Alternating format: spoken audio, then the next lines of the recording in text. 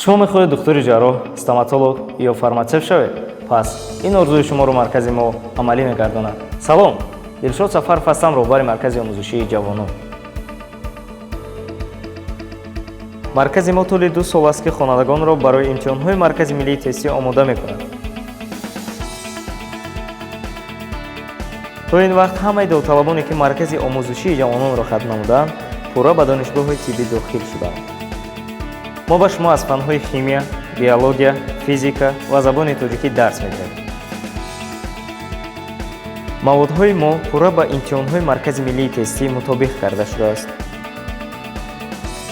мо шуморо то охири моҳи сентябр дар маркази ҷавонони ноҳияи Шаҳринав интизорем. барои маълумоти бештар ба рақамҳои зерин занг занед.